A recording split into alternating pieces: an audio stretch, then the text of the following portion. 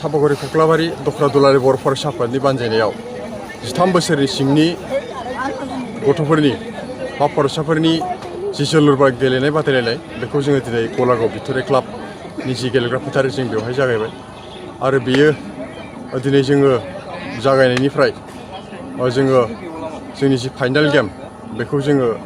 मोनहैजासिम जोंनि खेलाखौ होबाय थागोन आरो फाइनालखौ जोङो उइननि समाव मोजां मोनसे बोथोर लानानै जोङो होनाय जागोन। दा गुबै खोथाया जाहैबाय नैबे जि आन्डार 13 फुटबल बियो जोंनि मिरु आरो जोंनि जिल्ला आफादनि बिथोन बायदि जोंनि सिके दखरा दुलाराय बर' फरायसा आफादाबो बेखौ जोङो दिनै जागायबाय बा बेखेवबाय आरो बेवहाय बेखेवगिरि आलासि हिसाबै जोङो जोंनि दखरा आफादनिनो मानगोनां बोसोनगिरि बैकुन्ठ बसुमतारी बिथांखौ जोङो बेखेवगिरि हिसाबै नैबे हाबाफारियाव बेखेवनो थाखाय जोङो लेंबोदों आरो बे आन्डार 13 जि फुटबल बेखौ जोङो जोंनि आगुनि जोंनि दखरा आफादनि सासे दैदेनगिरि मानगोनां राजु गयारिनि मुङै जोङो मुं दोननानै गोसोखां राजु गयारि आन्डार 13 फुटबल कम्पिटिसन बेबायदि मुं होनानै जोङो खुंफुंनाय जादों आरो बेवहाय गेलेगिरिफोरनि थाखाय जोङो गिबि देरहागिरिफोरनि थाखाय जोङो 7,000 आरो नैथि देरहागिरिफोरनि थाखाय जोङो 5,000 बान्था जों फोसावनाय जादों आरो बेनि गेजेरावनो जोङो साबसिन गेलेगिरिनोबो जोङो मोजां मोनसे बान्था होनायनि थाखाय जोङो फोसावखाना दोननाय जादों। दा जोंनि गुबैथार